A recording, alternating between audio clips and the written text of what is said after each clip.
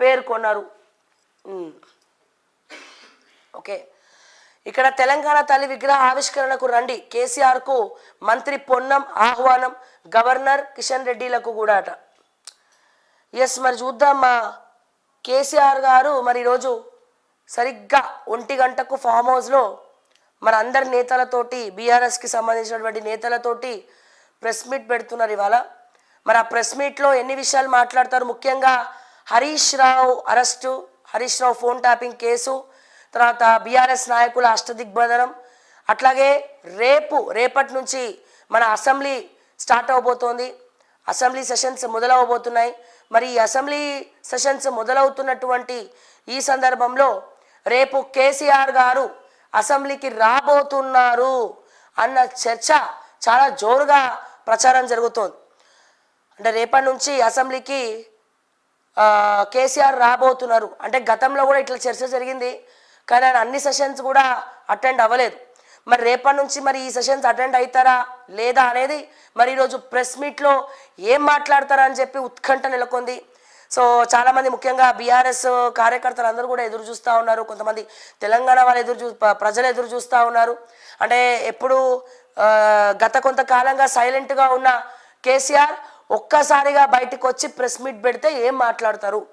So రేపు assembly నడుస్తూ ఉంది, రేపటి నుంచి అసెంబ్లీ సెషన్స్ మొదలవుతున్నాయి, శీతాకాలం అసెంబ్లీ సెషన్స్.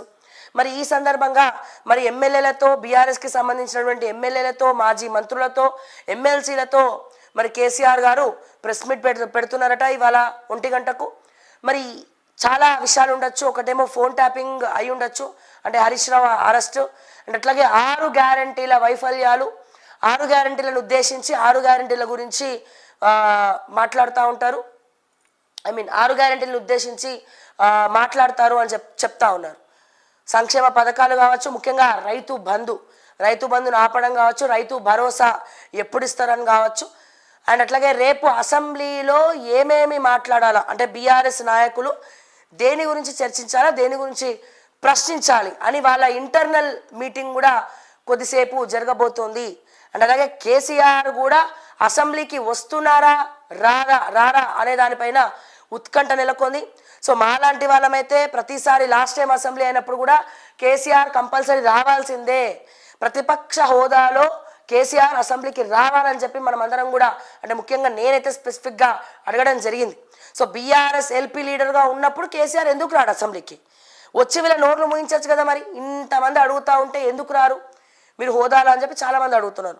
ఆయన సన్నిహితులు, ఆయన ఎప్పుడు కూడా రాడు, ఆయన ముఖ్యమంత్రి ఉన్నా, గతంలో కేంద్ర మంత్రి ఉన్నా, ఏమున్నా ఆయన తీరే ఇంత అని చెప్పి చెప్పుకొచ్చే వాళ్ళు కొంతమంది ఉన్నా, ఇప్పుడున్నటువంటి పరిస్థితిలో ఏడాది కూడా పూర్తయిపోయింది కాబట్టి, సో ఈ సందర్భంగా మరి రేపు అసెంబ్లీ సెషన్ మొదలవుతుంది కాబట్టి మరి వస్తే బాగుండని చెప్పి తెలంగాణ ప్రజలు కావచ్చు చాలామంది ఏం మాట్లాడతాడు కేసీఆర్ అని చెప్పి ఎదురు చూస్తూ ఉన్నారు. బట్ మేమైతే మరి వస్తారేమో మరి రేపటి నుంచి అయినా అని చెప్పి అభిప్రాయపడతా ఉన్నాము. మరి చూడాలి మరి ఆయన వస్తారా రారా, సో ఏ రకంగా వెళ్ళొచ్చు అని చెప్పి.